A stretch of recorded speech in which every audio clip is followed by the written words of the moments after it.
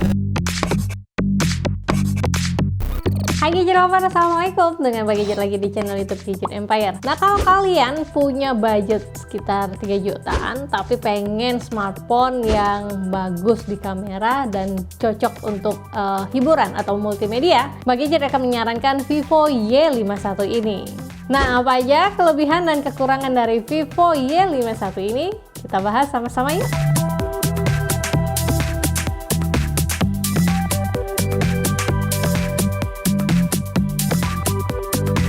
Gadget kemarin sempat posting mengenai Vivo Y51 ini di Instagram, dan sesuai dengan dugaan, memang banyak yang bilang smartphone ini overpriced karena di range harganya ada beberapa smartphone lain yang hadir dengan chipset yang lebih mumpuni. Tapi apa aja yang jadi kelebihan Vivo Y51 ini dibandingkan smartphone lain di kelas harganya?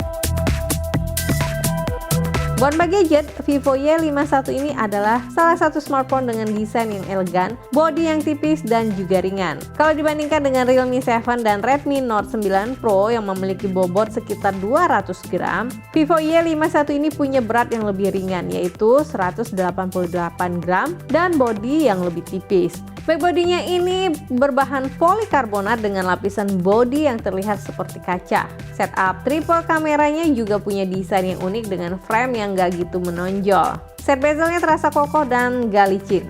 Yang Gadget suka juga adalah penempatan fingerprint yang jadi satu dengan tombol power, sehingga akses ke smartphone jadi lebih cepat dan mudah. Dari segi display, Vivo Y51 ini juga punya tampilan yang lebih cerah dan lebih detail dibandingkan beberapa smartphone lain di kelas harganya.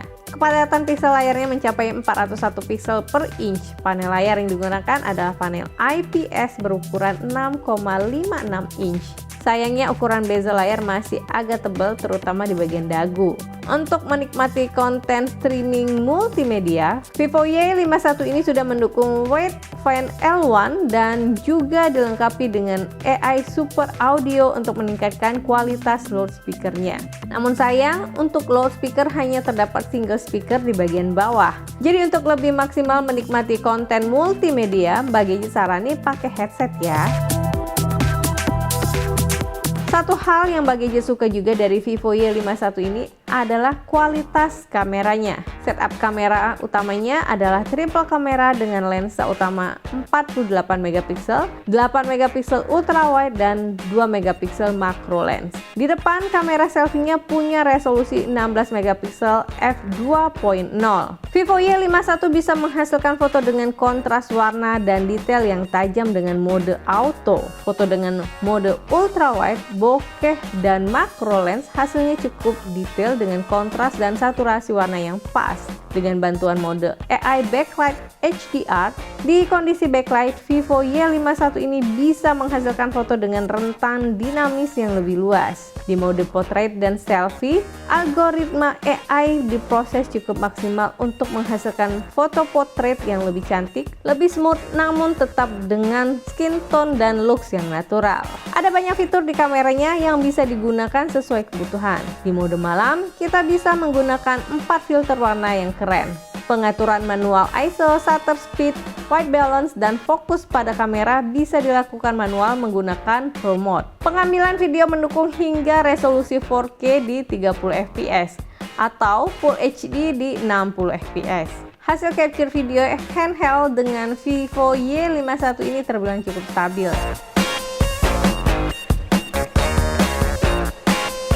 Terdapat juga mode time-lapse dan slow-mo video hingga 240 fps di resolusi 720p.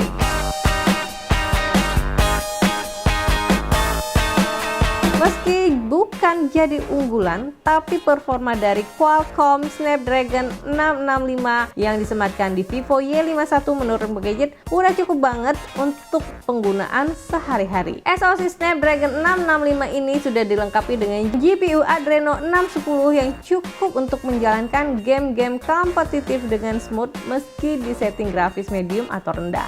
Ditambah lagi, Vivo Y51 hadir dengan dukungan RAM besar 8GB. Untuk multitasking tersedia space memori yang cukup banyak sehingga akses jadi lebih cepat dan minim lag. Storage internalnya juga cukup lega yaitu 128GB dengan expand memori melalui dedicated micro SD slot hingga 512 GB.